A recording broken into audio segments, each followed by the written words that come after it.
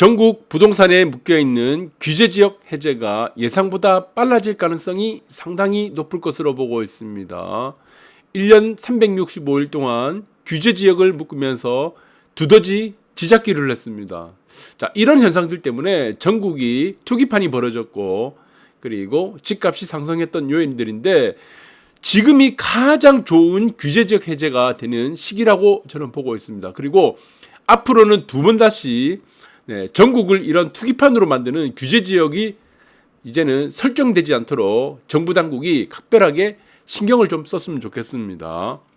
그래서 규제지역 추가 해제 움직임에 전국 지방 곳곳서 해제해달라, 지금 목소리가 커지고 있죠.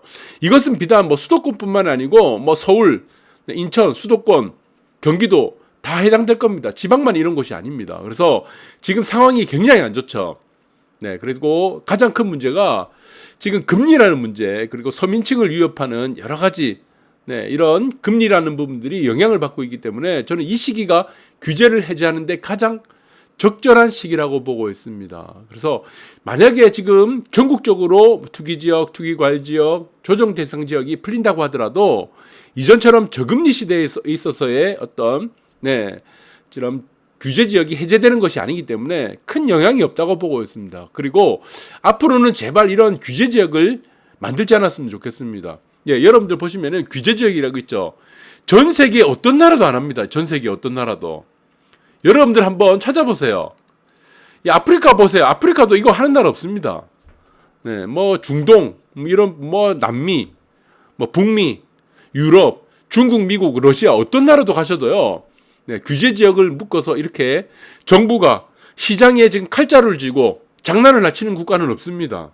그래서 정부가 지금 시장을 가지고 쥐락펴락하겠다, 권력에 지금 어떤 칼자루를 쥐고 서민들을 상대로 장난을 치겠다, 이런 생각을 앞으로는 정부 입장에서는 안 했으면 좋겠습니다.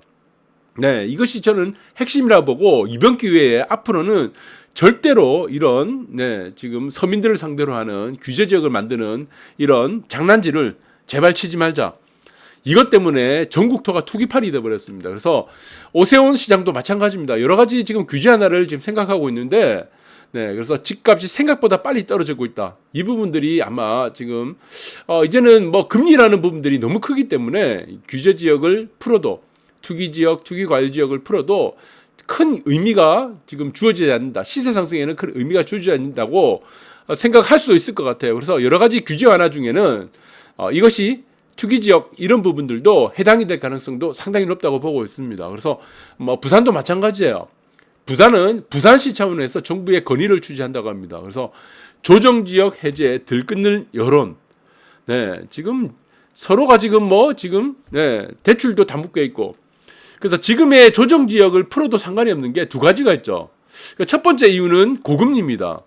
은행들의 가상금리 장사죠. 은행들이 장사를 하고 있잖아요.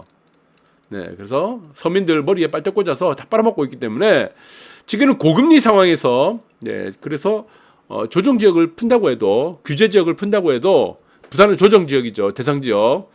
시세가 곧바로 연결되거나 하지는 않을 것 같고, 두 번째 이유는 이 DSR입니다. DSR 규제 1억 원 이상.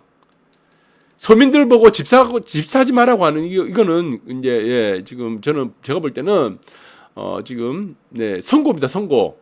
그래서 DSR을 의식주에 대고, 지금 의식주죠. 의식주에 대고 DSR을 규제하는 나라는 전 세계 한국밖에 없습니다. 규제를 하더라도 의식주에는 규제를 하지 않습니다.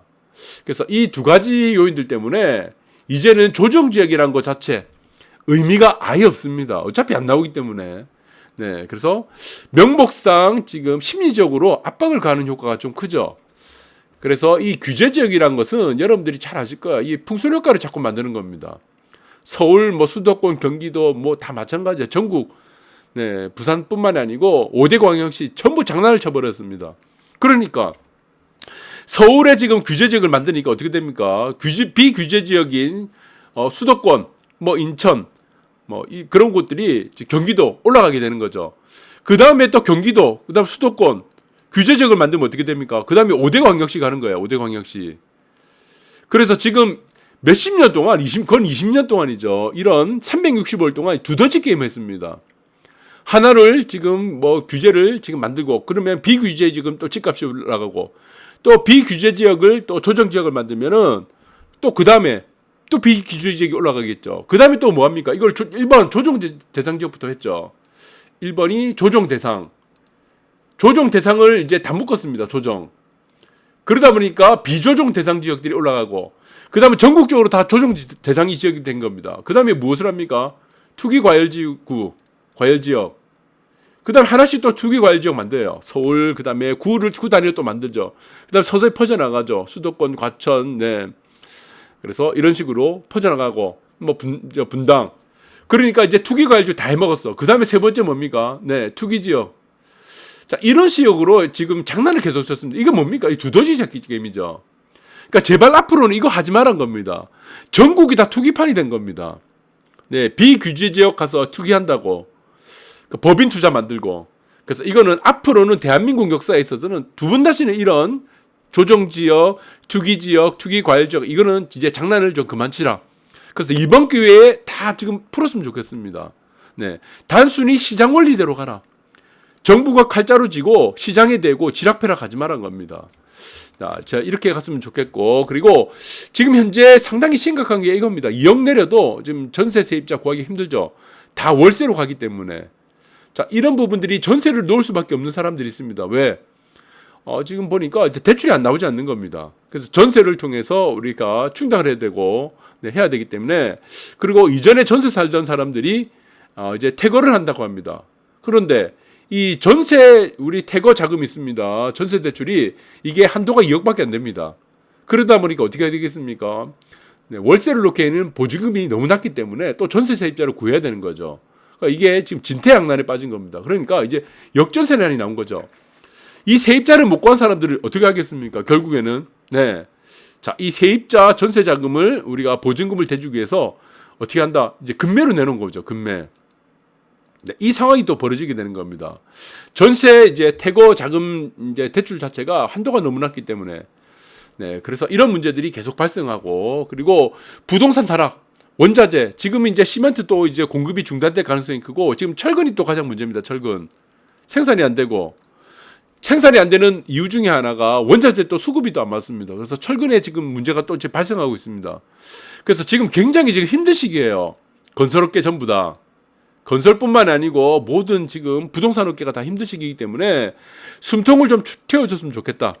네, 그리고 앞으로는 마찬가지지만 미분양이 계속 지금 증가할 상황입니다. 이거 규제 지역 풀지 않으면 이 미분양 해소가 안 됩니다. 결국에는 미분양 해소를 시키지 않게 되면 어떻게 되겠습니까? 건설업계가 큰 타격을 받게 되겠죠. 그럼 건설업계들이 지금 도산이 나거나 부도가 나면 어떻게 되겠습니까? 이게 네, 고용 효과가 다 무너집니다. 서민층의 고용 효과. 그래서 이 서민층들이 가장 민감한 게 이 건설 경기입니다.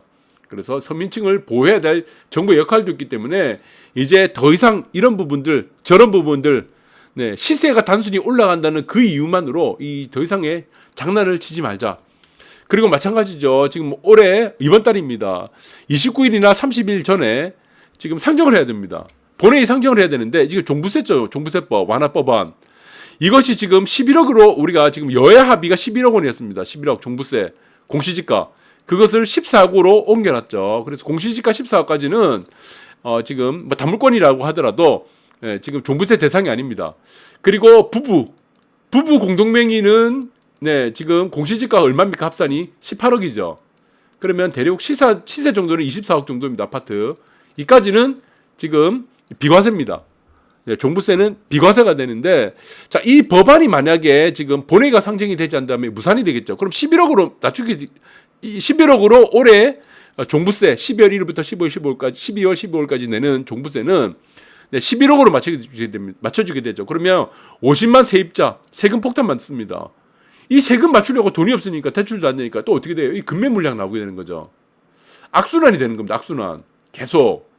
그래서 지금은 뭔가의 지금 정상적인 어떤 부동산 시장이 패닉으로 가는 게 좋은 게 아닙니다. 네, 그래서 경착륙이 좋은 것이 아니죠. 경착륙.